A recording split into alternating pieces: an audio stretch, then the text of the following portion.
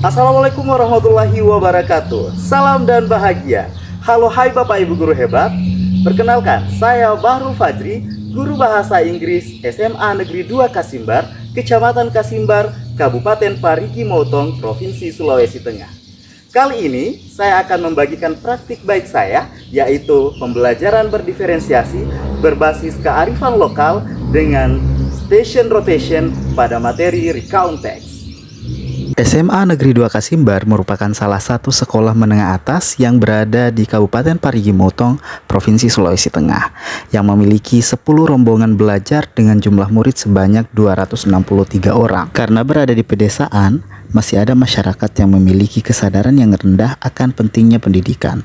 Mayoritas siswa saya berasal dari keluarga yang terlibat dalam sektor pertanian, perikanan, atau buruh lepas. Pendidikan seringkali bukan menjadi prioritas utama, sehingga siswa lebih sering membantu orang tua mereka di ladang atau di laut. Kondisi ini menyebabkan motivasi belajar siswa yang relatif rendah, terutama pelajaran yang dianggap sulit seperti bahasa Inggris. Selain itu, berdasarkan asesmen awal kognitif pembelajaran, kemampuan dasar bahasa Inggris peserta didik masih sangat terbatas.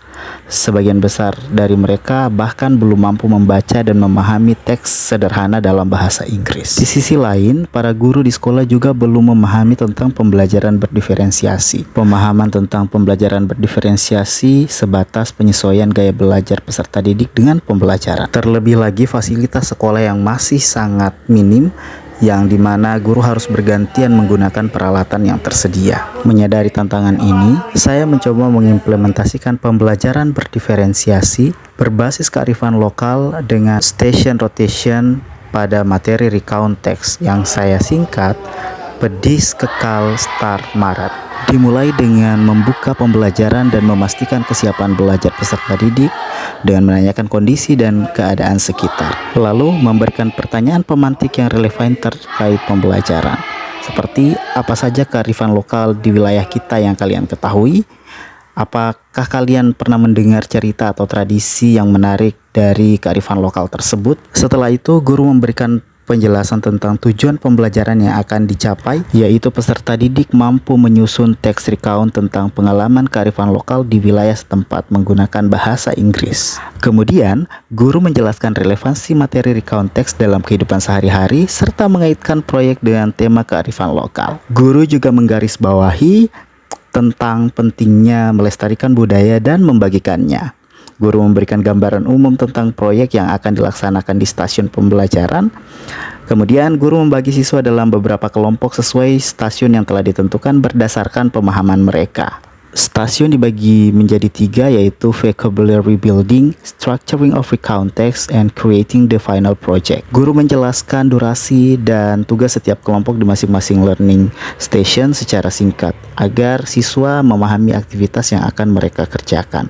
Guru juga memastikan semua peralatan dan sumber belajar siap untuk digunakan. Siswa dipastikan sudah berada pada kelompoknya masing-masing. Pada kegiatan inti, guru memberikan pertanyaan mendasar, yaitu bagaimana bisa kita menceritakan pengalaman kearifan lokal desa kita atau wilayah kita dalam bentuk recount text menggunakan bahasa Inggris yang sederhana dan teknologi yang tersedia. Pertanyaan ini akan membimbing siswa dalam menyusun teks recount berdasarkan pengalaman atau tradisi lokal di daerah mereka.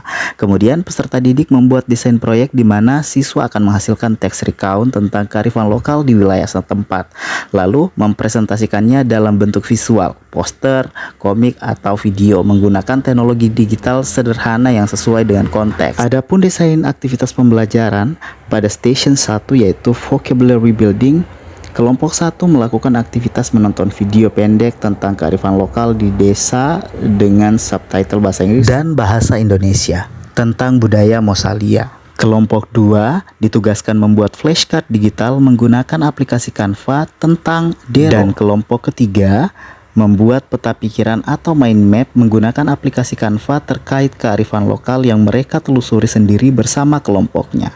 Selanjutnya, pada station 2 yaitu structuring the recount text. Kelompok 1 akan mencocokkan gambar dengan urutan kejadian dari teks recount yang telah disederhanakan. Kelompok 2 menyusun paragraf acak menjadi teks recount yang benar tentang pengalaman kearifan lokal. Serta kelompok 3 menyusun teks recount sendiri berdasarkan peta pikiran yang sudah dibuat di station pertama. Pada station ketiga, yaitu Creating the Final Projects, kelompok 1 akan membuat poster digital tentang pengalaman mengikuti Mosalia. Kelompok 2 membuat komik digital dengan dialog dalam bahasa Inggris sederhana tentang Dero, dan kelompok 3 membuat video pendek dengan narasi recount teks yang telah mereka susun sebelumnya. Setelah itu, bersama siswa menyusun dan menyepakati penjadwalan penyelesaian proyek pada pelaksanaan tugas. Kemudian, guru memonitor kemajuan proyek dengan melakukan observasi selama setiap sesi learning station, memberi bimbingan sesuai kebutuhan. Setiap akhir sesi, siswa memberikan laporan singkat tentang kemajuan proyek yang mereka buat. Guru memberikan umpan balik lisan dan tertulis selama proses berjalan, dan melakukan penilaian hasil dilakukan berdasarkan rubrik yang telah disiapkan dengan kriteria seperti konten teks recount, penggunaan bahasa, kreativitas, kolaborasi, penggunaan teknologi, dan presentasi proyek. Untuk asesmen formatif dilakukan penilaian proses di setiap learning station, sementara asesmen sumatif dilakukan dengan mengasesmen proyek akhir, yaitu poster, komik, dan juga video. Pada kegiatan penutup setelah selesai bekerja di station, guru meminta setiap kelompok untuk mengevaluasi pemahaman dengan berbagi pengalaman singkat tentang aktivitas mereka di station, tentang apa yang telah mereka pelajari hari ini, apa kesulitan dan cara mengatasinya. Kemudian guru merangkum hasil dari setiap station dan menekankan kembali poin-poin penting dari recount teks seperti struktur teks, penggunaan bahasa, dan pentingnya bercerita tentang kearifan lokal. Guru memberikan pujian kepada siswa atas usaha mereka dalam setiap aktivitas serta memberikan catatan tentang peningkatan yang perlu diperhatikan. Lalu, guru memberi tugas singkat bagi siswa untuk penyempurnaan hasil yang sudah mereka kerjakan di station. Jika masih ada bagian yang belum selesai, dengan melanjutkan menyusun teks recount di rumah. Tugas ini dapat berupa revisi cerita teks atau menyelesaikan produk akhir di minggu berikutnya.